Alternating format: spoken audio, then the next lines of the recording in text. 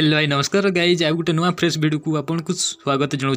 तो रियलमी तरफ गोटे फोन आसूँ जहाँकि ना अच्छी कोई तो सही कोई यही फोन रे कौन कौन सब क्वालिटी रही जहाँकि अन्य फोन ठारू डिफरेंस। तो आउ यही फोन इंडिया के लॉन्च करुच्ची आज ये भिडियोटी रियलमी रो v15।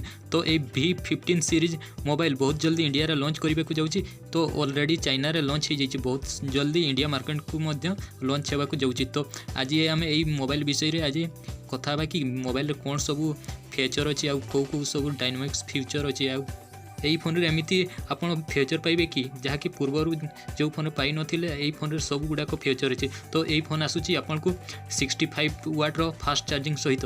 तो यही फोन बहुत जल्दी चार्ज हुए। आउ जदि वीडियो को एपर्यंत लाइक करना ताले लाइक करनियो आउ चैनल को सब्सक्राइब कर दियो। एमती सब नुआ नुआ सब गैजेटेड पाई परिबे एही चैनल प्रथम जानिबा कि यार डिजाइन आउ बिल्ड क्वालिटी विषय रे। यही मॉडल डिजाइन चेंज करा जाइए, बहुत बढ़िया सब लुकिंग आसूची जहाँकि आपन को यही बहुत बढ़िया देखापी लगे। आउ तार जो रही ब्रांडिंग रोचे डेयर टू लिप रो बड़ ब्रांडिंग रोचे। आउ यही फोन आपन को बहुत स्मूथ चलो आउ आपन को बहुत बढ़िया लगे लुकिंग वाइज। ए दिखाई प्राइमरी कैमेरा 64 MP रो आउ ता सांग को रही ए गोटे वाइड एंगल आउ गोटे मैक्रो लेंस अच्छी।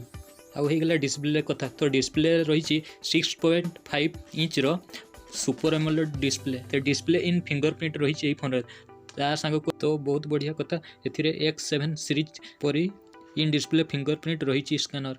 तो ए आपन को बहुत बढ़िया बढ़िया सब फीचर ए आपन पाई 16 MP रो इन डिस्प्ले सेल्फी कैमेरा। तो यही मोबाइल बहुत बढ़िया बढ़िया सब फीचर अच्छी। आउ ए रही मीडियाटेक रो डायमेंसिटी 800 प्रोसेसर जहाँकि आपन को मोबाइल को स्मूथ चलैब। आउ यही फोन रे आपन 5G रो कनेक्टिविटी पाई परिबे जहाँकि 4G टार बहुत फास्ट चलो। फोन रे बैटरी कथा ही गला ए पाई परिबे आपन 45 माइक्रो mAh रो बैटरी। तो आपन को फोन बहुत बढ़िया चलो, गोटे दिन आराम से चलो। फिर आपन को 50 वाट रो फास्ट चार्जिंग मिल जाव।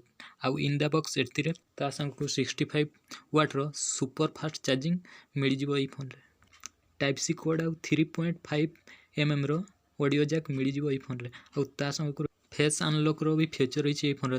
तो फ्रेंड देखा गले यही फोन रे बहुत बढ़िया सब डिजाइन भी रही आउ ब्रांडिंग भी बहुत बढ़िया रही। आउ फ्रेंड आपन को यही फोन पाइबे आपन को 20,000 भितर। तो यही फोन रे बहुत जल्दी लॉन्च होगा जाऊँगी इंडिया रे। तो चाइना रे 7 जनवरी रे लॉन्च हो फोन आउ फेब्रुआरी मास को लॉन्च होगा जाऊँगी यही फोन इंडिया रे। तो आपन बहुत जल्दी पाई परिबे इंडिया मार्केट रे। तो सेथि पर्यंत वेट करंतु। जदि वीडियोटी भल लगी ताले गोटे लाइक आउ चैनल को सब्सक्राइब कर देबे। आई होप ये वीडियोटी आपन को भल लगी। धन्यवाद वीडियोटी देखि।